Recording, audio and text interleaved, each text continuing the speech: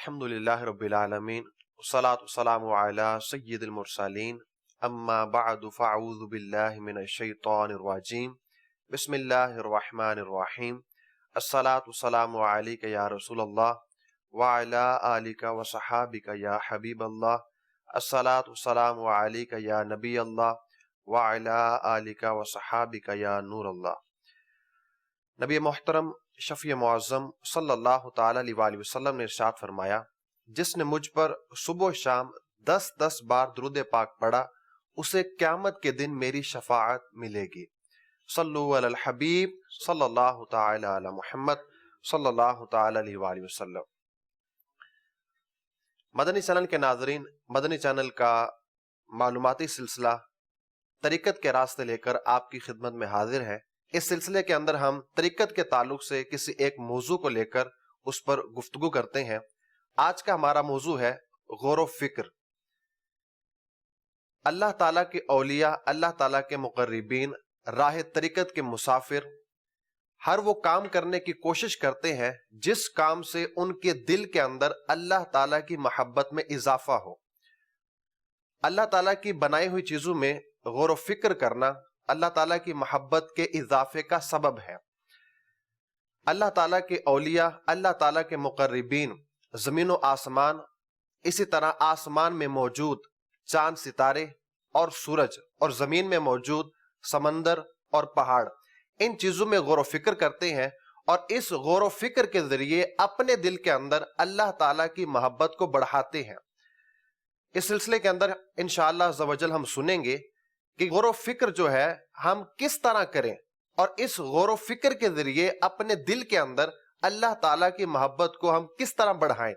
ہمارے اسلاف صحابہ کرام، خود نبی اکرم صلی اللہ تعالیٰ علیہ وآلہ وسلم کا انداز تفکر کیا تھا، کس طرح نبی علیہ الصلوۃ والسلام اور آپ کے صحابہ کرام علیہم رضوان اور ہمارے اسلاف جو ہیں ان چیزوں کے اندر غور و فکر کرتے اور اس غور و فکر کے ذریعے اپنے دل کے اندر اللہ تعالیٰ کی محبت کو بڑھاتے تھے۔ انشاءاللہ عز و جل یہ سب کچھ اور بہت کچھ آج کے سلسلے کے اندر ہم سنیں گے۔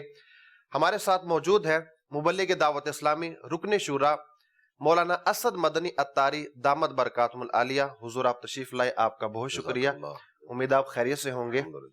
اللہ تعالیٰ آپ کا آنا قبول فرمائے۔ آج کا ہمارا موضوع ہے غور و فکر۔ تو سب سے پہلا سوال بھی آپ کی طرف یہی بڑھاؤں گا کہ غور و فکر ہے کیا اور اس کی اہمیت کیا ہے؟ الحمدللہ رب العالمین والصلاة والسلام علی سید المرسلین، اما بعد فاعوذ باللہ من الشیطان الرجیم، بسم اللہ الرحمن الرحیم۔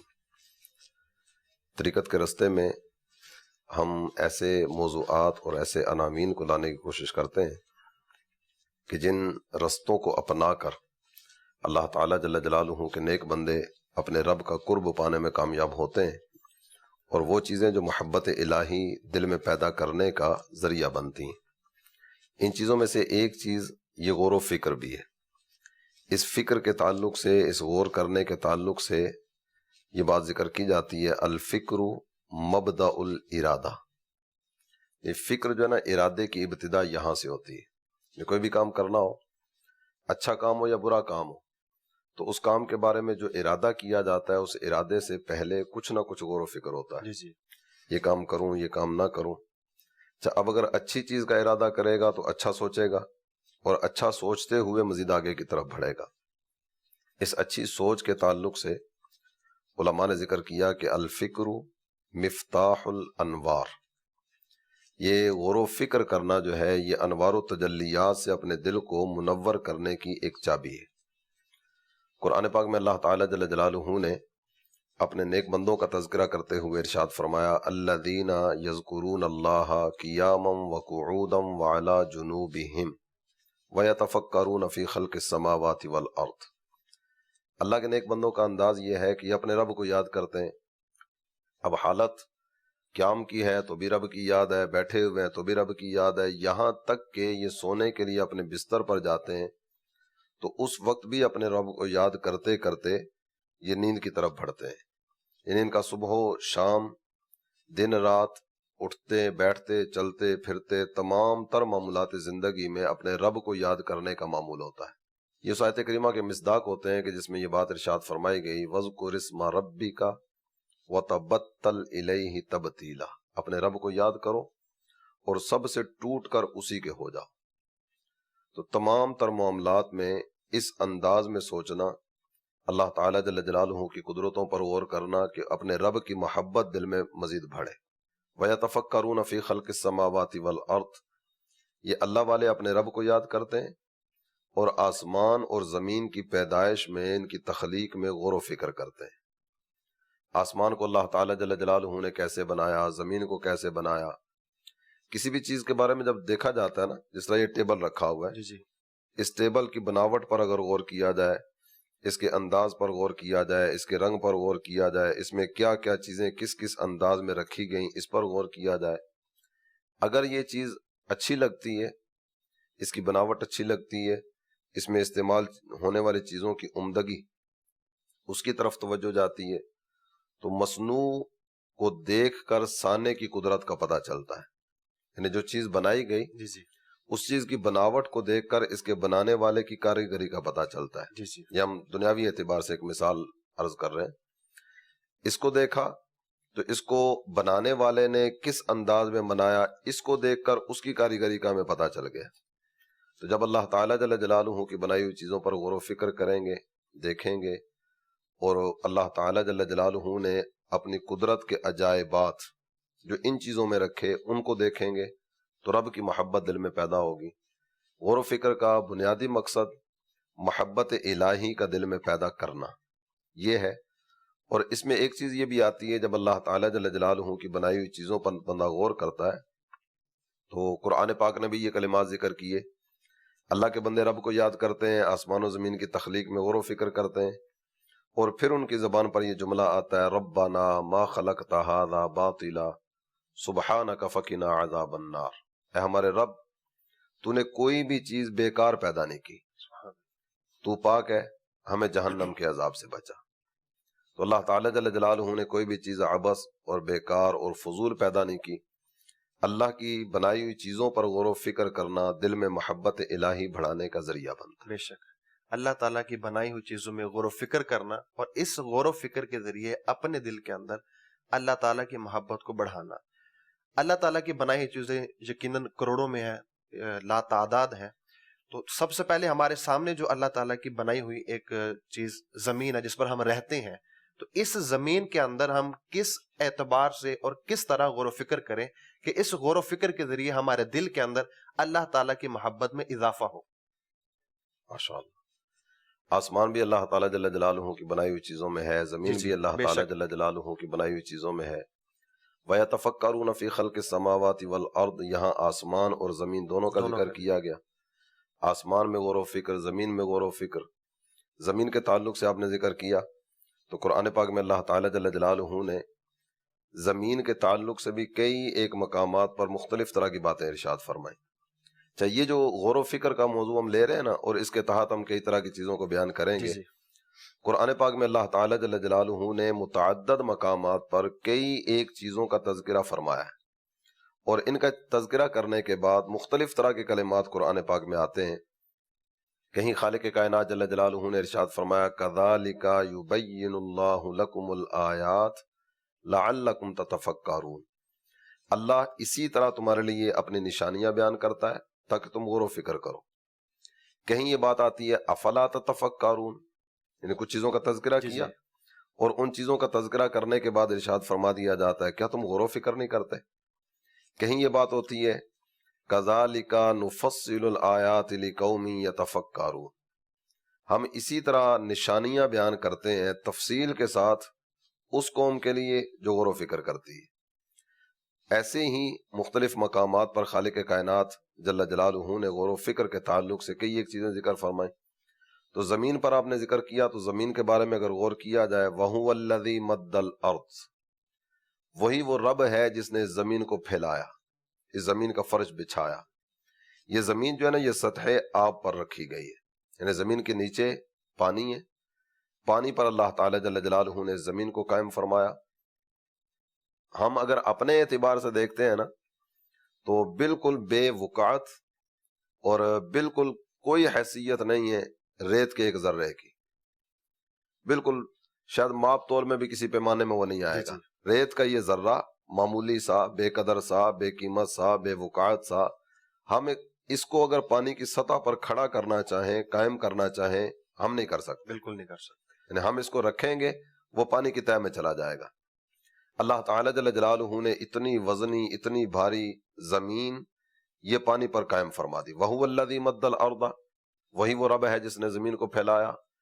وَجَعَلَ فِيهَا رَوَاسِيَ، اور اس زمین میں لنگر ڈال دیے۔ لنگر سے مراد ہے پہاڑ۔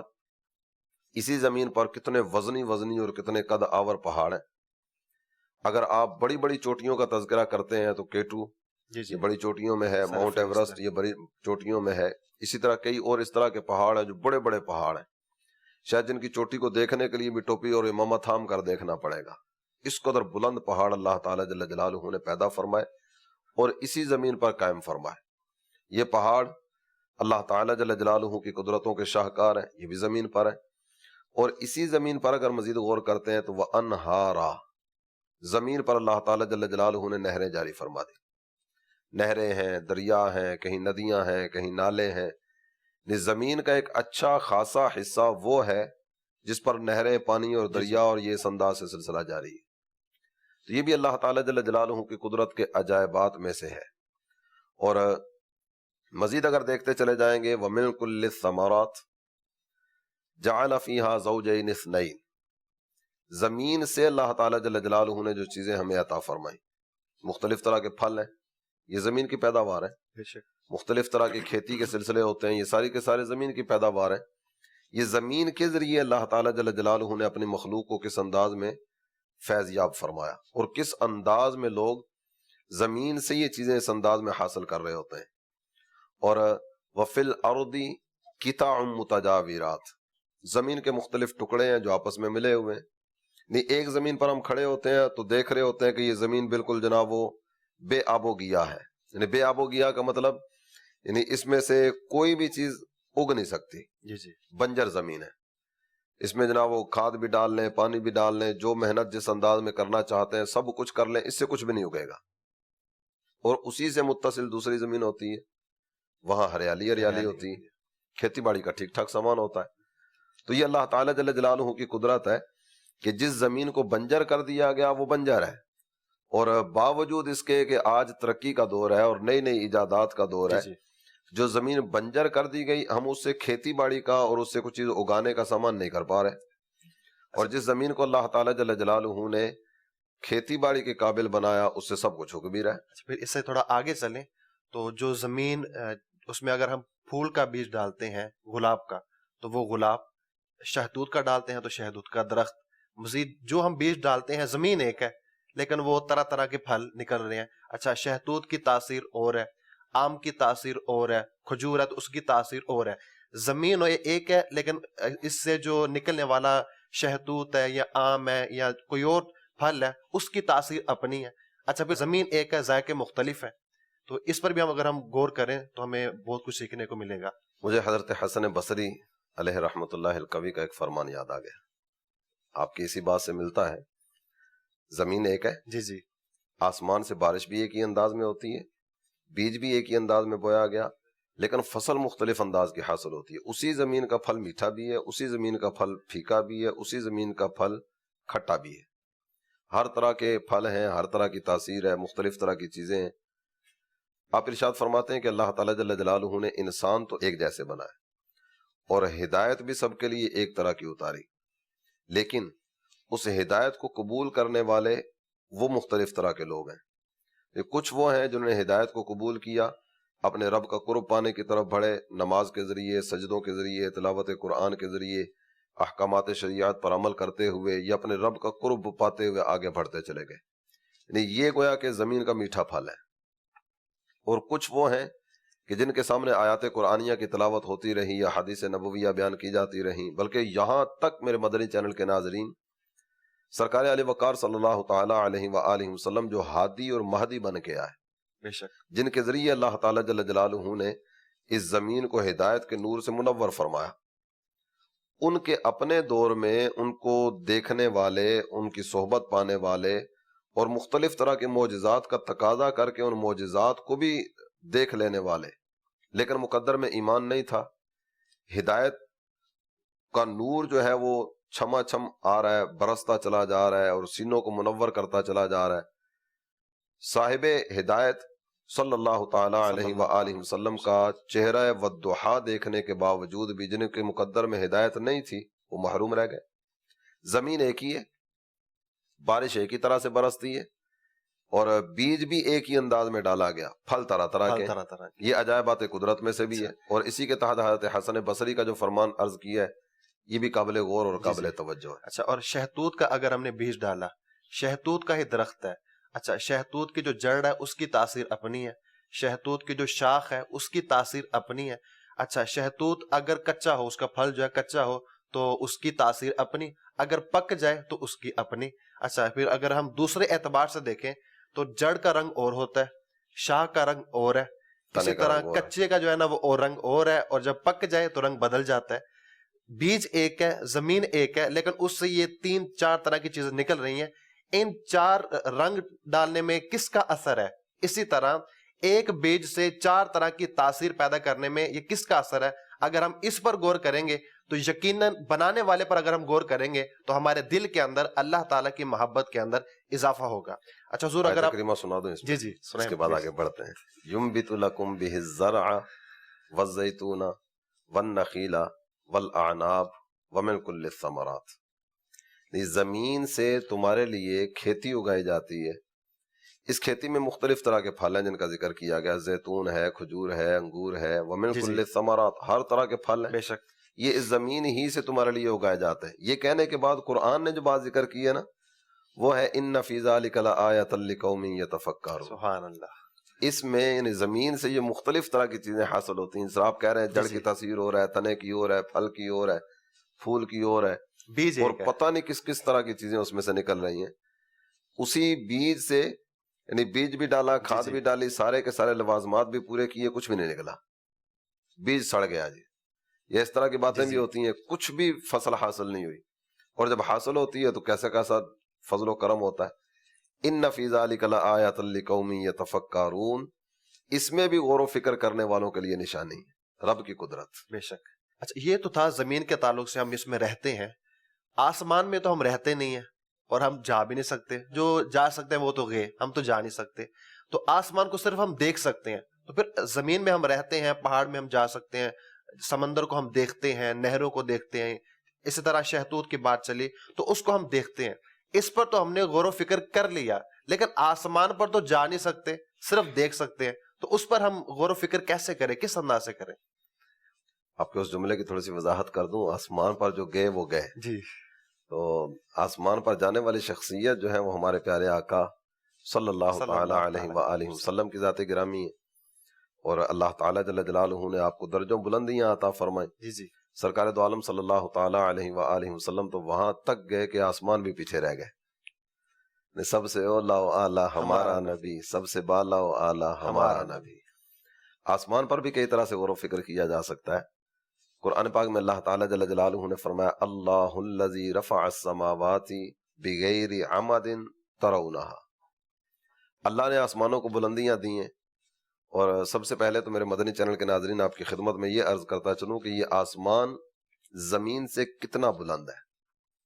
مشکات شریف کی حدیث مبارکہ میں نبی پاک صلی اللہ تعالی علیہ وآلہ وسلم نے ارشاد فرمایا کہ زمین سے لے کر آسمان تک یہ 500 سال کی مسافت، اگر کوئی زمین سے آسمان کا سفر کرتا ہے تو یہاں سے آسمان تک پہنچنے میں اس کو 500 سال کا وقت لگے گا، اور انسان تو 500 سال والا وہ ماضی میں اتنی لمبی لمبی عمریں ہوتی تھیں، 500 سال، 1000 سال، 1200، 1300، 1400 سال۔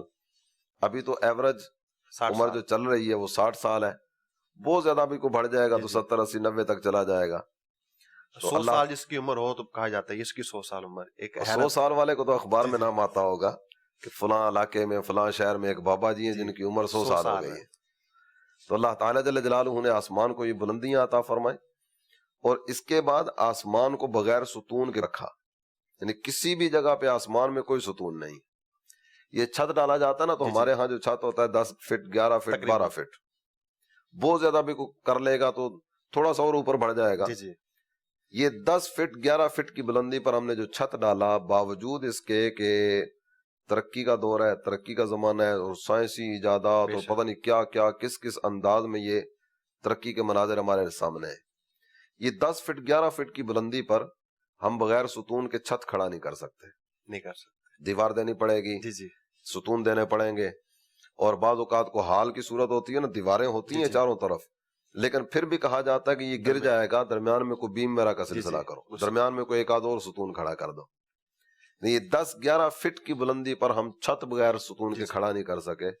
اللہ تعالیٰ جل جلالہ کی قدرتیں دیکھیے، سبحان اللہ 500 سبحان سال اللہ. کی بلندی، اور یہ آسمان بغیر کسی ستون اور بغیر کسی سہارے کے کھڑا. اور صرف ایک آسمان نہیں ہے، ایک پھر دوسرا پھر تیسرا پھر اسی طرح اوپر تک، ہر آسمان کا درمیانی فاصلہ اتنا ہی ہے، اور بغیر ستون بغیر سہارے کے کھڑے.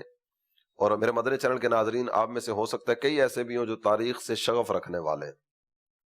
کبھی بھی کسی بھی موڑ پر کوئی ایسا جملہ، کوئی ایسا لفظ پڑھنے میں نہیں آیا ہوگا کہ آج سے 100 سال پہلے، 200 400 500 سال پہلے، یہ صدیوں پہلے ایک ایسا وقت بھی آیا تھا کہ جس وقت میں آسمان اپنی جگہ سے سرک کے نیچے ہو گیا تھا.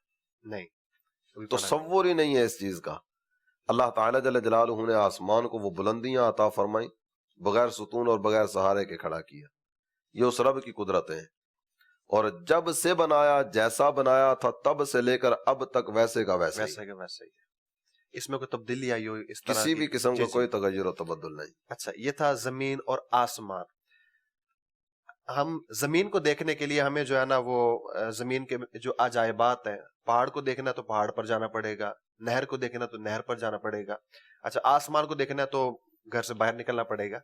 گھر میں رہتے ہوئے، کمرے کے اندر رہتے ہوئے میں چاہتا ہوں کہ میں غور و فکر کروں، یہ عبادت ہے. میں چاہتا ہوں کہ گھر کے اندر رہتے ہوئے میں یہ کام کروں، تو میں کر سکتا ہوں. بالکل کر سکتے ہیں. وہ کیسے؟ یغشی اللیل النہار، اللہ تعالیٰ جل جلالہ نے قرآن پاک میں ذکر کیا ہے رات اور دن. یہ بھی ایک اللہ تعالیٰ جل جلالہ کی قدرتوں میں سے ایک بڑی عظیم قدرت ہے.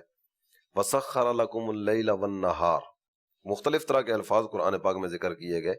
وَاخْتِلَافِ اللَّيْلِ وَالنَّهَارِ بھی آیا. یہ 2-3 الفاظ آپ کی خدمت میں عرض کیے. رات اور دن کا آنا جانا، یہ بھی اللہ تعالیٰ جل جلالہ کی قدرتوں میں سے ہے. اس پر اگر دیکھیں گے نا تو ہمارے ہاں جو صورتحال ہے وہ اس طرح کی ہے کہ کبھی رات بڑی، کبھی چھوٹی، کبھی دن بڑا، کبھی رات چھوٹی. جی، یہ مرور و عبور کے سلسلے، یعنی چلتے اوپر رہتے نیچے ہیں. ہونے کے سلسلے یہ چلتے رہتے ہیں. کبھی رات دن کی طرف جاری ہوتی ہے، کبھی دن رات کی طرف آ رہا ہوتا ہے، کبھی یہ بڑا ہوتا ہے، جی. کبھی وہ چھوٹا ہوتا ہے. گرمیوں میں دن لمبے اور سردیوں میں راتیں بالکل لمبی. ایسے ہی. اور بعض ایریاز اس طرح کے ہوں گے کہ جہاں اس سے ہٹ کر بھی کیفیت ہوتی ہوگی اور ایک جیسا سلسلہ چلتا ہوگا. کہیں رات اس طرح کی ہے، بالخصوص اگر یورپ کے بعض ممالک کی طرف جی جی. جائیں کہ دن ہی دن بعض اوقات ہوتا ہے. رات جو ہے نا رات آتی ہے اور کس طرح سے آتی ہے، آتی ادھر سے آئی ادھر سے چلی بھی گئی، پتہ ہی نہیں چلا. وہ سنتے میں ہے کہ وہ سحری اور افطاری کا ایک ہی وقت ہے. بس یہ اللہ تعالیٰ جی جل جی. جلالہ کی قدرتوں میں سے چر رات اور دن. اسی کو اگر آپ سورج اور چاند کے ساتھ بھی ملا لیں تو یہ سورج کے گھٹنے بڑھنے سے تعلق رات کے گھٹنے بڑھنے کا ہوتا ہے نا. میرے مدنی چینل کے ناظرین، ایک علم ہے جسے علم توقید کہا جاتا ہے، جس میں یہ سورج کے اوقات، نمازوں کے اوقات اور اس طرح کی کئی ایک چیزیں ہیں جو اس علم کے ذریعے جانی جاتی ہیں. چاند کے بھی کئی طرح کے معاملات ہیں جو اس علم کے ذریعے جانے جاتے ہیں. علم توقید کے ماہر علماء نے نقشے تیار کر کے دے دیے. دعوت اسلامی نے باقاعدہ ایک ایپ تیار کی ہے الحمدللہ. اور دعوت اسلامی کی جو ایپ ہے اس میں تو ہزاروں مقامات کے اوقات دیے گئے ہیں، ہزاروں شہر، کہ آپ کس شہر کا دیکھنا چاہتے ہیں آئیے اور دیکھیے. تقریباً 28 لاکھ مقامات ہیں جن کے تعلق سے آپ دیکھ ماشاء سکتے ہیں. اللہ. میرے مدنی چینل کے ناظرین، آپ بھی اس ایپ کو، اس کے اندر الحمدللہ نمازوں کے اوقات بھی ہیں. آپ چاہتے ہیں کہ نماز کے وقت کے اندر آپ کا موبائل سائلنٹ ہو جائے، اس کے اندر یہ آپشن بھی موجود ہے. اسی طرح بہت ساری معلومات آپ اس ایپ سے حاصل کر سکتے ہیں. یہ ایپ پلے سٹور سے آپ ڈاؤن لوڈ بھی کر سکتے ہیں، اور اس کے تعلق سے معلومات لینے کے لیے دعوت اسلامی کی آفیشیل ویب سائٹ www.dawatislami.net سے آپ اس کے بارے میں مزید معلومات بھی حاصل کر سکتے ہیں. اچھا حضور جی، جون کی کس تاریخ کو سورج کتنے بجے نکلے گا، کتنے بجے غروب ہوگا، جولائی کو کتنے بجے نکلے گا، کس تاریخ کو کتنے بجے غروب ہوگا، آپ دیکھ سکتے ہیں. بالکل.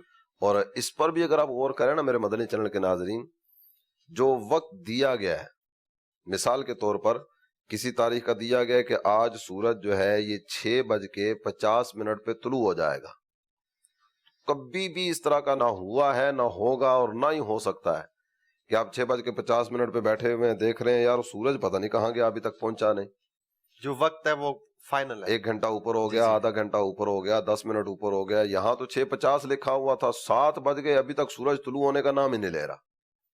آج روزہ افطار کرنا تھا 7 بجے، تو 7:15 ہو گئے، سورج ابھی تک سامنے نظر آ رہا ہے، پتہ نہیں رفتار میں کوئی کمی بیشی ہو گئی۔ کبھی بھی اس طرح کا سلسلہ نہیں ہوا ہوگا، یہ رب کی قدرت نہیں ہے تو اور کیا ہے؟ بے شک۔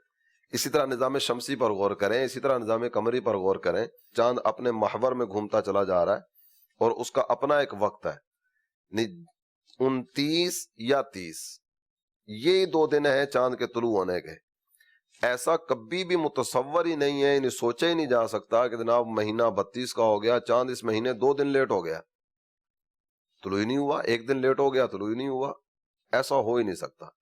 تو یہ رات پر غور کریں، بند کمرے میں بیٹھ کے غور کریں، اسی طرح دن پر غور کریں، سورج پہ غور کریں، چاند پہ غور کریں، یہ ساری کی ساری چیزیں عجائبات قدرت میں سے ہیں، اور ان پر غور کرنا جو ہے اس انداز کا ہو جو رب کی محبت دل میں بڑھانے کا ذریعہ بنے۔ میرا رب کتنا قدرتوں والا ہے کہ کبھی بھی سورج لیٹ نہیں ہوتا، کبھی بھی سورج جلدی نہیں جاتا، جو وقت آنے کا اس وقت پہ آئے گا، جو وقت جانے کا اس وقت پہ جائے گا۔ اسی طرح چاند ہے، اسی طرح دن ہے، اسی طرح رات ہے۔ اچھا، جہاں تک ان کا تعلق، ان میں غور کرنا، زمین میں، آسمان میں موجود چاند، ستارے، سورج، اسی طرح جو ہے نا وہ زمین میں پہاڑ ہے، ان پر غور کرنا، ان کے بارے میں غور کرنا دل کے اندر محبت الہی کے اضافے کا سبب ہے۔ تو اسی طرح توحید کے حوالے سے کہ اللہ ایک ہے، اس کے حوالے سے بھی بندے کا جو تیقن ہے، یقین ہے، وہ مزید پختہ ہوتا ہے کہ جس طرح اگر ہم کسی جو ہے نا وہ ادارے کے 2 ہم اس کے چیئرمین بنا دیں، 2 اس کے جو ہے نا وہ سربراہ بنا دیں، تو پھر یوں ہوگا کہ ایک کہے گا کہ نہیں جی اس سے اس طرح کریں، آج جو ہے نا وہ اس سے اس طرح کریں، آج ٹائمنگ یہ ہوگی، دوسرا کہے گا آج یہ ہوگی، تو کہیں نہ کہیں کمی بیشی ہو سکتی ہے، لیکن جو ہے نا وہ جو سورج کا جو ٹائم پہلے تھا اب بھی وہی ہے، جو اس کے آفتاب کا وقت پہلے تھا اب بھی وہی ہے۔ تو اس سے اللہ تعالیٰ کے واحد ہونے کے بارے میں، اللہ تعالیٰ کی توحید کے بارے میں جو ہمارا تیقن ہے اور ایک مسلمان کا ہونا چاہیے، اگر وہ ان کے بارے میں غور و فکر کرے گا، زمین کے بارے میں، سورج کے بارے میں، چاند ستارے کے بارے میں، تو جہاں پر اس کے دل کے اندر اللہ تعالیٰ کی محبت میں اضافہ ہوگا، اس کے ساتھ ساتھ اس کا جو عقیدہ توحید ہے، اس کا جو اللہ تعالیٰ کے بارے میں عقیدہ توحید ہے، اللہ تعالیٰ کے ایک ہونے کے بارے میں، وہ مزید اس کا پختہ ہوتا چلا جائے گا۔ اس کے بارے میں آپ کیا فرمائیں گے؟ اس پر میں ایک حدیث شریف سناؤں گا۔ سبحان اللہ۔ حضرت عطا بن رباح رضی اللہ تعالیٰ عنہ آپ فرماتے ہیں کہ ایک مرتبہ میں اپنی امی جان سیدہ عائشہ صدیقہ رضی اللہ تعالیٰ عنہا کے پاس حاضر ہوا۔ میں نے عرض کی کہ امی جان مجھے کوئی ایسی بات بتائیے جو اللہ تعالیٰ جل جلالہ کے پیارے حبیب صلی اللہ تعالیٰ علیہ وسلم کی ذات میں آپ نے دیکھی ہو اور عقلوں کو حیران کرنے والی ہو۔ فرماتے ہیں کہ جب میں نے یہ سوال کیا نا تو سیدہ عائشہ رضی اللہ تعالیٰ عنہا آپ ارشاد فرمانے لگی، اے عطا، ان کی کس بات کو بیان کیا جائے اور کس بات کو چھوڑا جائے؟ سبحان اللہ۔ ان کی ہر ادائی دل و ربا تھی، بے شک۔ اور ہر بات ہی اس طرح کی تھی جو عقلوں کو حیران کرنے والی۔ یہ کہنے کے بعد نا فسکتت، آپ کچھ دیر خاموش ہیں، اور پھر اس کے بعد ارشاد فرمانے لگی، تمہیں ایک بات بتاتی ہوں۔ ایک رات اللہ کے پیارے حبیب صلی اللہ تعالیٰ علیہ وسلم میرے گھر میں، میرے حجرے میں تشریف فرما ہوئے، اور مجھے ارشاد فرمانے لگے، اے عائشہ، آج کی رات چونکہ تمہاری باری ہے، اگر تم یہ چاہو تو میں رات تمہارے پاس گزاروں، اور اگر تم مجھے اجازت دو تو آج جی چاہتا ہے کہ آج کی رات اللہ کی عبادت میں بسر کرو۔ ہماری امی جان فرماتی ہیں میں نے خدمت اقدس میں عرض کی، آقا ایک آپ کی خواہش ہے، ایک میری خواہش ہے۔ میری خواہش تو یہ ہے کہ مجھے آپ کی قربت ملے، آپ کی خواہش یہ ہے کہ آپ اللہ کی عبادت کریں، تو میں اپنی خواہش پر آپ کی خواہش کو ترجیح دیتی ہوں، سبحان اللہ۔ آپ عبادت کیجیے۔ فرماتی ہیں کہ نبی پاک صلی اللہ تعالیٰ علیہ وسلم نے وضو کیا، وضو کرنے کے بعد نماز پڑھنا شروع کی۔ جو ہی نماز شروع ہوئی نا تو چشمان مبارکہ سے ٹپ ٹپ آنسو بہنے لگے، اتنا لمبا قیام، اتنا لمبا قیام۔ بعض روایتوں میں یہ کلمات بھی ذکر کیے گئے کہ ہماری امی جان فرماتی ہیں کہ مجھے یوں لگا یہ کوئی ایسی نماز ہے جس میں رکوع سجدہ ہے ہی نہیں ہے، صرف قیام ہی قیام ہے۔ 12 رکوع ہوا، رکوع میں بھی یہی گریہ وزاری کا سلسلہ۔ یہ سلسلہ چلتا رہا چلتا رہا چلتا رہا، یہاں تک کہ حضرت بلال فجر کی اذان دینے کے لیے مسجد میں آ گئے۔ ساری رات نماز کا سلسلہ۔ جب آپ صلی اللہ تعالیٰ علیہ وسلم نوافل سے فارغ ہوئے، میں نے خدمت اقدس میں عرض کی، آقا آپ اتنا کیوں روتے ہیں، اس قدر گریہ وزاری کیوں فرماتے ہیں؟ تو اللہ تعالیٰ جل جلالہ کے پیارے حبیب صلی اللہ تعالیٰ علیہ وسلم نے ارشاد فرمایا، اے عائشہ میں اللہ کا شکر کیوں نہ ادا کروں کہ میرا رب میری خواہشات کو پورا کرنے میں اتنی جلدی فرماتا ہے۔ میں آج حرم میں تھا، میرے پاس کچھ کافر آئے اور وہ آ کر مجھ سے سوال کرنے لگے کہ آپ کہتے ہیں اللہ ایک ہے، اللہ کے ایک ہونے پر آپ کے پاس دلیل کیا ہے؟ حضور انور صلی اللہ تعالیٰ علیہ وسلم فرماتے ہیں سوال مجھ سے ہوا، قبل اس کے کہ میں ان کو کچھ جواب دیتا میرے رب نے آیت کریمہ نازل فرما دی۔ جو آیت کریمہ نازل ہوئی نا، آپ کا جو کلام تھا اس کا جواب اسی آیت کریمہ میں موجود ہے، اور ساتھ ہی ساتھ یہ آیت کریمہ جو ہے ہمارے آج کے اس موضوع کو بھی اپنے اندر گھیرے ہوئے۔ میرے آقا صلی اللہ تعالیٰ علیہ وسلم نے وہ آیت کریمہ تلاوت فرمائی، ان فی خلق السماوات والارض واختلاف اللیل والنہار والفلک التی تجری فی البحر بما ينفع الناس وما انزل اللہ من السماء من ماء فاحیا به الارض بعد موتها وبث فیہا من کل دابہ وتصریف الریاح والسحاب المسخر بین السماء والارض لآیات لقوم یعقلون۔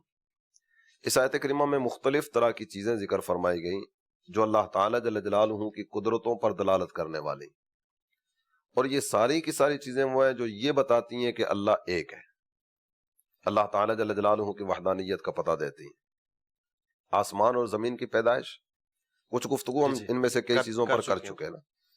آسمان اور زمین کی پیدائش میں، ان کی تخلیق میں، رات اور دن کے آنے جانے میں، اسی طرح کشتی جو پانی کی سطح پر جاری ہوتی ہے جس سے لوگ نفع حاصل کرتے ہیں، اس میں بھی دوران گفتگو ہم نے عرض کیا تھا کہ ریت کا ایک معمولی سا ذرہ وہ ہم سطح آب پر نہیں ٹھہرا سکتے، اور دوسری طرف ہمارے سامنے یہ منظر ہے کہ ہزاروں ٹن وزنی سامان لے کر ایک جہاز ایک سمندر کے کنارے سے دوسرے کنارے کی طرف جا رہا ہوتا ہے۔ دنیا کا بہت بڑا نظام اسی پر چل رہا ہے، بہت بڑا آمد و رفت کا ذریعہ یہ بحری رستہ بھی ہے جس کے ذریعے نہ جانے کس کس طرح کا مال ایک ملک سے دوسرے ملک، ایک شہر سے دوسرے شہر، ایک کنارے سے دوسرے کنارے لانے لے جانے کا سلسلہ ہوتا ہے۔ اس میں بھی اللہ تعالیٰ جل جلالہ کے ایک ہونے کی طرف واضح اشارہ ہے۔ وہ کیسے؟ یہ سارے کا سارا نظام اللہ کی قدرت سے چل رہا ہے، بے شک پانی پر تو کوئی چیز بھی نہیں ٹھہر سکتی، نہیں ہم ریت کا ایک ذرہ نہیں ٹھہرا سکے، اس رب کی قدرت ہے کہ ہزاروں ٹن وزنی سامان وہ پانی کے اوپر تیرتا ہوا ایک کنارے سے دوسرے کنارے کی طرف جا رہا ہوتا ہے۔ اچھا، اسی طرح اگر مزید غور کرتے ہیں، وما انزل اللہ من السماء من ماء، آسمان سے بارش کا اترنا، فاحیا بہ الارض، اور اس کے ذریعے زمین کو نئی زندگی بخشنا۔ بہت ساری چیزیں اس طرح کی ہیں، زمین میں آپ نے بیج ڈال دیا لیکن بیج خود بخود وہ کر نہیں آئے گا۔ آپ نماز پڑھتے ہیں، مسجد میں تشریف لے جاتے ہیں، مسجد میں حاضر ہوتے ہیں، ہو سکتا ہے جمعہ کی نماز بھی پڑھاتے ہوں یا اس کے علاوہ بھی امامت کرتے کراتے ہوں۔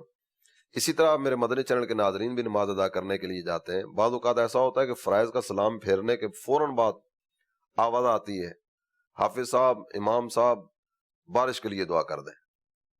عموماً بارش کے لیے دعا کرانے والوں میں اقتداد کسانوں کی ہوتی ہے، اور بالخصوص گرمیوں کے اندر، بالخصوص گرمیوں میں، یا بالخصوص ان اوقات میں جب زمین کو حاجت زیادہ ہوتی ہے۔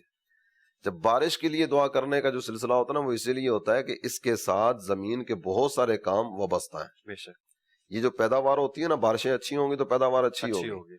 ہر فصل کا اپنا اپنا ایک سلسلہ ہے، کس فصل کو کتنا پانی چاہیے۔ اچھا، اور جو کام آسمان کا پانی کرتا ہے وہ زمین کا، زمینی، نہری اور دریائے پانی نہیں کریں گے۔ بارش کم ہو تو بھی آزمائش، زیادہ ہو تو بھی، تو یہ زمین کو اللہ تعالیٰ جل جلالہ آسمان کے ذریعے سیراب فرماتا ہے۔ اور اسی میں مزید اگر دیکھیں گے نا، وَبَثَّ فِيهَا مِن كُلِّ دَابَّةٍ، اس زمین میں اللہ تعالیٰ نے کئی طرح کے جانور پھیلا دیے۔ یہ بھی اللہ تعالیٰ جل جلالہ کی قدرتوں میں سے ہے۔ کیسی کیسی اللہ کی مخلوق ہے۔ وَمَا يَعْلَمُ جُنُودَ رَبِّكَ إِلَّا هُوَ، یعنی اللہ تعالیٰ کی مخلوق کو اس کے علاوہ کون جانے گا۔ بعض اوقات ایسا ہوتا ہے کہ آپ سفر کر کے کسی دوسرے شہر میں، کسی دوسرے ملک میں جائیں یا پہاڑی ایریاز میں چلے جائیں، پرندے ایسے ایسے نظر آتے ہیں جو زندگی میں کبھی نہیں دیکھے ہوتے ہیں، کیڑے ایسے ایسے نظر آتے ہیں جو زندگی میں کبھی نہیں دیکھے ہوتے لاکھوں ہیں، اقسام ہیں ان کی. کئی طرح کی اقسام ہیں جن کا احاطہ کر لینا یہ طاقت انسانی میں ہے ہی نہیں. اچھا، اس کے بعد اگر آگے دیکھیں گے وتصریف الریاح، ہوا کا آنا جانا. یہ دنیا کا کون سا ایسا خطہ ہوگا جہاں ہوا نہیں ہے؟ یہ ہوا کا جتنا نظام ہے یہ کون چلا رہا ہے؟ بے شک اللہ تعالیٰ کے دستے قدرت جی. میں. اور کوئی ایسی جگہ بھی نہیں ہے کہ جناب یہاں سے ہوا آتی ہے یہاں چلی جاتی ہے، ادھر سے آتی ہے ادھر چلی جاتی ہے. جس علاقے میں جس رخ پہ ہوا چلتی ہے ہم اس کو پھیر کر کسی دوسرے رخ پر کرنے پر قادر نہیں ہے کہ یہاں حاجت اس طرح کی لگتی ہے اس ہوا کو یوں نہیں یوں چلا دو، ایسا نہیں. یہ نظام اللہ کے دستے قدرت میں. اسی طرح والسحاب المسخر بین السماء والارض، یہ بادل آسمان اور زمین کے درمیان قائم ہے. اب غور کریں، ایک وقت ایسا آتا ہے کہ جس وقت میں سارے کا سارا مطلع ابر آلود ہو جاتا ہے، ہر طرف بادل ہی بادل. اور ایک وقت ایسا آتا ہے پورے آسمان کی طرف نظر دوڑائیں کہیں کو بادل کی چھوٹی سی ٹکڑی بھی نظر نہیں آتی. جی. آپ کو جگہ ایسی بتا سکتے ہیں میرے مدنی چینل کے ناظرین کے جس کے بارے میں یہ کہا جا سکے کہ بادل کا یہ ٹھکانہ ہے، یہاں سے نکلتے ہیں واپس یہیں اسی جگہ پہ چلے جاتے ہیں؟ نہیں. کوئی آسمان میں ایسی جگہ، کوئی ایسی جگہ ہے ہی نہیں ہے کہ جس کے بارے میں یہ کہا جائے کہ یہ جگہ ہے جہاں بادلستان کہیں گے اس کو، کہ جہاں سے بادل آتے ہیں جہاں واپس چلے جاتے ہیں. ہوگا تو کہیں گے نا، ہے ہی نہیں. ہے ہی نہیں ہے. تو یہ اللہ کی قدرت ہے. اور یہ ساری بات ذکر کرنے کے بعد فرما دیا لآیات لقوم یعقلون، واہ، اس میں عقل والوں کے لیے نشانی ہے. بے شک. اچھا، یہ تو تھا زمین آسمان. جو انسان ہے، انسان کی ذات ہے، اس کو بھی تو اللہ تعالیٰ نے ہی بنایا ہے. تو انسان کی ذات کے اندر ہم کس اعتبار سے اور کس انداز کے ساتھ غور و فکر کریں کہ اس سے بھی محبت الہی میں اضافہ ہو. وفی انفسکم، تمہاری اپنی ذات میں کتنی نشانیاں موجود ہیں. وہ کیسے؟ انسان کا اگر پیدائش کا مرحلہ دیکھیں اور اس سے آگے تک دیکھیں، ایک قطرہ ناپاک سے اس کی تخلیق ہوتی ہے، اور وہاں سے ثم خلقنا النطفة علقة فخلقنا العلقة مضغة فخلقنا المضغة عظاما فكسونا العظام لحما. ماں کے پیٹ میں یہ کتنے مراحل طے کرتے ہوئے آتا ہے. یہ ساری کی ساری چیزیں وہ ہیں کہ جو اللہ تعالیٰ جل جلالہ کی قدرت پر دلالت کرتی ہیں. یعنی بالکل ایک قطرہ تھا، قطرے سے جمع ہوا خون بنا، جمع ہوئے خون سے گوشت کا لوتھڑا بنا، اور اسی میں اللہ تعالیٰ جل جلالہ نے یہ ہڈیوں کا سارا نظام ڈال دیا. اور یہ سارے کے سارے مراحل طے کرتے کرتے کرتے ماں کے پیٹ میں عموماً 9 ماہ کا وقت لگتا ہے یہ سارے مراحل طے کرتے ہوئے. نہیں، اس میں بھی اگر دیکھیں نا تو ابتدان کچھ مدت اس طرح کی ہوتی ہے کہ جس مدت میں ڈھانچہ بن جاتا ہے، روح پھونک دی جاتی. اس کے بعد یہ وہیں اپنا بڑھوتری کا سلسلہ اس کا چلتا رہتا ہے، اور مدت پوری ہونے کے بعد یہ پھر ماں کے پیٹ سے باہر آتا ہے. یہ بالکل ایک بالشت کا پیٹ، جی جی، اور اس ایک بالشت کے پیٹ میں ہوا کے آنے جانے کا، غذا کے آنے جانے کا کوئی نظام بظاہر نہیں ہے. جی جی. لیکن اللہ تعالیٰ جل جلالہ نے 4 ماہ کی مدت میں، ابتدائی جو 4 ماہ کی مدت ہوتی ہے، 4 ماہ کی مدت میں روح پھونک دی جاتی ہے. روح پھونک دینے کے بعد بھی 5 ماہ کا وقت ہے جو بچہ ماں کے پیٹ میں رہتا ہے. کھانے کا، وہاں اس کو عمل تنفس اس کا کس انداز میں جاری رہتا ہے، جی، اس کو غذا کس انداز میں اس کو پہنچتی ہے، اس کے جسم کے پروان چڑھنے کے وہ مراحل جو ماں کے پیٹ میں ہیں وہ کس انداز میں ہوتے ہیں. غور کریں گے نا تو اللہ کی قدرت کی نشانیاں ہی نشانیاں. اور اس کے بعد اگر دنیا میں بچہ آ جاتا ہے، وہاں سے آپ دیکھیں گے ابتدائی ایام اس میں بچے کی غذا کے لیے دودھ اور طرح کا چاہیے ہوتا ہے. پھر جو پروان چڑھتا ہے دودھ کی مقدار اور دودھ کا انداز کچھ اور طرح کا ہوتا ہے. اللہ تعالیٰ نے ماں کے دودھ میں یہ تاثیر رکھی ہے کہ بچے کو جس وقت میں جیسی غذا کی حاجت ہے ویسا ہی ماں کے دودھ میں تغیر و تبدل کا سلسلہ ہوتا جاتا ہے. اور پھر اس کے بعد زندگی کے بہت سارے مراحل ہیں جو ہمارے نگاہوں کے سامنے ہیں. اچھا، اسی طرح اگر ہم ظاہری طور پر بھی غور کریں تو بہت ساری نشانیاں موجود ہیں. اگر ہم کسی پینٹر کو کہیں، اس کو قلم دیں اور اس کو کہیں کہ آپ نے انسانی چہرے بنانے ہیں اور اس انداز سے بنانا ہے کہ ایک چہرے کی مثال دوسری نہ ملے، یعنی دونوں ملتے نہ ہو، الگ الگ ہو، تو وہ بنانا شروع کرے گا. 50 بنائے گا، 70 بنائے گا، 80 بنائے گا. بالآخر وہ تھک جائے گا کہ بھئی اب اس سے اور بناؤ اور وہ ان جیسا نہ ہو، ایسا مجھ سے نہیں ہوگا. لیکن لاکھوں کروڑوں انسان، اربوں انسان آئے، فی الوقت تقریباً 7 ارب انسان دنیا میں موجود ہیں، لاکھوں کروڑوں انسان بعد میں آئیں گے، لیکن یہ خدا کی قدرت ہے کہ ایک انسان کا چہرہ دوسرے انسان سے ملنا تو دور کی بات، ایک انگوٹھا جو ہے نا وہ دوسرے انگوٹھے سے نہیں ملتا۔ نہیں، ایک بالشت کا چہرہ ہے، جی جی ایک بالشت کے چہرے میں وہی اعضاء رکھے گئے ہیں، لیکن کسی کا چہرہ کسی سے نہیں جی، ملتا۔ اب تو یہ کہا اور جاتا ہے کہ یہ تو بالکل اتنا سارا نا، جی جی پوری دنیا میں جس کے چاہیں فنگر پرنٹ لے لیں، جو میرے ہیں نا وہ کسی کے ساتھ میچ نہیں کھائیں گے، جو آپ کے ہیں وہ کسی اور کے ساتھ میچ نہیں کھائیں گے۔ اچھا یہ تو تھا نا کہ ایک دوسرے سے، ایک انسان کے 2 ہاتھ، اچھا دونوں کے 2 انگوٹھے، یہ بھی ایک دوسرے سے نہیں ملتے۔ بالکل ایسے۔ تو یہ یقیناً اندرونی اگر ہم غور و فکر کریں تو یہ بھی محبت الہی میں اضافے کا سبب ہے۔ اسی طرح اگر ہم ظاہری طور پر بھی غور کریں تو یہ محبت الہی کے اضافے کا سبب ہے۔ اچھا حضور، ایک سوال ذہن میں آتا ہے، ہم جو ہے اللہ تعالیٰ کی بنائی ہوئی چیزوں کے اندر، زمین ہے، آسمان ہے، خود جو ہے نا وہ مشاہدہ کریں، باہر جا کر دیکھیں یا گھر بیٹھے ان چیزوں پر غور و فکر کریں تو ہمارے دل میں جو ہے نا وہ اللہ تعالیٰ کی محبت میں اضافہ ہوتا ہے۔ تو ایک سائنسدان ہے، وہ تو قدرت الہی کی ان چیزوں کو دیکھتا ہے جن کو عام طور پر انسان دیکھتا نہیں ہے، لیکن سائنسدان ان چیزوں کو دیکھتا ہے۔ اس طرح غوطہ خور ہے، وہ سمندر کے اندر جاتا ہے اور وہ جو ہے نا وہ اللہ تعالیٰ کی قدرتی چیزوں کو دیکھتا ہے جن کو عام طور پر ایک انسان نہیں دیکھتا۔ اسی طرح میڈیکل سے وابستہ جو افراد ہیں، ہم تو سنتے ہیں کہ دل ہے اور یہ نظام ہے، اس طرح ہے، لیکن وہ تو اپنی آنکھ سے دیکھتا ہے۔ اگر ایک عام بندہ دیکھے تو اس کی دل کے اندر محبت الہی میں اضافہ ہوتا ہے، تو ایک سائنسدان، ایک غوطہ خور، میڈیکل سے جو وابستہ افراد ہیں، یہ تو پھر اگر اس اعتبار سے دیکھیں تو وہ جو ہے محبت الہی میں ہمیں ڈوبے ہوئے نظر آنے چاہیے، لیکن ایسا عام طور پر نہیں ہوتا ہے۔ اس کی کیا وجہ ہے؟ اللہ تعالیٰ جل جلالہ قادر ہے، جی، وہ جس کو چاہے جس انداز میں چاہے اس انداز میں نوازے۔ اس میں ایک تو کلیتاً انکار نہیں کیا جا سکتا نا کہ کوئی بھی اس طرح کا نہیں ہوگا۔ کئی اس طرح کے سائنسدان ہیں جو عجائبات قدرت کو دیکھ کر اللہ تعالیٰ جل جلالہ کی قدرتوں کا مشاہدہ کر کے غیر مسلم تھے، کلمہ پڑھ کے مسلمان ہو بے گئے۔ شک۔ کئی اور اس طرح کے بھی جن شعبہ جات کا آپ نے ذکر کیا، ان میں اس طرح کے ہوں گے کہ جنہوں نے اللہ تعالیٰ جل جلالہ کی محبت کے جام پیے، اللہ تعالیٰ نے انہیں ایمان کی دولت عطا فرمائی، اسلام کے نور سے ان کے سینے کو منور فرمایا۔ باقی ایک چیز یہاں جو آپ نے وہ سائنسدان کا لفظ ذکر کیا، تو وہاں شاید اس طرح کی ہوتی ہوگی کہ وہ جو چیزیں دیکھتا ہوگا نا تو ان میں کئی چیزوں کی نسبت وہ اپنی طرف کرتا ہوگا۔ واہ، دیکھا میرا کمال۔ تو جب اس طرف بندہ نکلتا ہے نا جی جی تو پھر وہ اپنی ذات ہی کو ہم چما دیگرے نیز کے نعرے لگاتے ہوئے آگے بڑھتا ہے، مجھ جیسا کون ہے۔ لیکن اگر توجہ کسی اور چیز کی طرف ہو جائے، نہیں فکر کا زاویہ درست جی ہو نا، تو بہت سارے دروازے کھلتے چلے جاتے ہیں۔ اچھا، وہ تمام تر چیزوں کی نسبت اگر اپنی طرف کرتا چلا جائے گا، اس میں میری ہمت، اس میں میرا کمال۔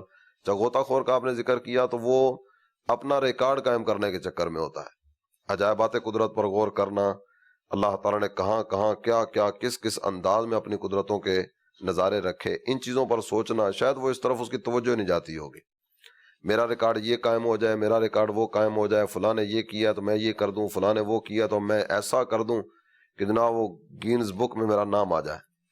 جب وہ اس طرح کے چکر ہوتے ہیں نا تو پھر توجہ کسی اور چیز کی طرف ہوتی ہے، اصل مقصود کی طرف توجہ نہیں ہوتی۔ اصل مقصد کی طرف توجہ رکھتے ہوئے آگے بڑھیں تو اللہ تعالیٰ جل جلالہ کی قدرتوں کے نظارے جگہ جگہ جگہ جگہ موجود ہیں۔ اچھا حضور، یہ جو ہمارے بزرگان دین ہیں، ہمارے اسلاف ہیں، ان کا انداز تفکر کیا تھا؟ اس حوالے سے بھی اگر آپ کچھ بیان فرمائیں۔ ہمارے اسلاف کا انداز تفکر کیا تھا؟ سرکار دو عالم صلی اللہ تعالیٰ علیہ وآلہ وسلم کی ذات گرامی کی ایک مثال تو میں نے آپ کے سامنے عرض کی کہ حضور انور صلی اللہ تعالیٰ علیہ وآلہ وسلم کو کائنات میں سب سے بڑے بزرگ وہی ہیں کہ ان کا اللہ تعالیٰ جل جلالہ کی قدرتوں پر غور و فکر کرنے کا انداز۔ دوسرا ایک یہ بھی ہے کہ ہمارے کئی بزرگوں کے بارے میں کتب تصوف میں اس طرح کی باتیں موجود ہیں کہ وہ امور آخرت پر غور کیا کرتے تھے۔ امور آخرت پر غور و فکر کرنا اس انداز سے کہ اللہ تعالیٰ جل جلالہ نے دنیا بنائی، آخرت بنائی، دنیا میں نافرمانی سے بچنے کا کیا انداز اختیار ہونا چاہیے، اگر یہ کام میں نے کر دیا تو اس کا نتیجہ کیا ہوگا۔ آپ نے یہ روایت سنی ہوگی کہ آخرت کے بارے میں ایک گھڑی غور کرنا، ایک لمحہ غور کرنا، یہ 60 سال کی نفلی عبادت سے بہتر ہے۔ بے شک۔ تو یہ آخرت کی ذلت اور رسوائی سے بچنے کے لیے غور و فکر کرنا، آخرت میں مقام عزت پانے کے لیے غور و فکر کرنا، اللہ کے حضور کامیاب ہو جانے کے لیے غور و فکر کرنا، اپنے رب کی رحمتوں سے حصہ پانے کے لیے غور و فکر کرنا۔ ایک صاحب ان کے بارے میں یہ ذکر کیا جاتا ہے کہ دل میں بدکاری کی تمنا پیدا ہوئی اور کچھ قدم بڑھاتے تو شاید اسباب بھی اس طرح کے مہیا آ جاتے کہ وہ بدکاری کا ارتکاب کر لیتے، لیکن غور و فکر کی عادت کیسے کیسے بندے کو گناہ سے بچاتی ہے۔ دیا جل رہا تھا تو انہوں نے اپنا ہاتھ کا ایک حصہ یعنی ایک انگلی اس دیے پر رکھی، دل میں یہ خیال کہ اگر یہ دنیا کی آگ میں نے برداشت کر لی نا تو پھر میں آگے بڑھوں گا کہ تھوڑا سا تسلی ہو جائے گی کہ آخرت کی آگ بھی شاید برداشت ہو جائے۔ اور یہ اپنے آپ کو بچانے کا ایک انداز تھا۔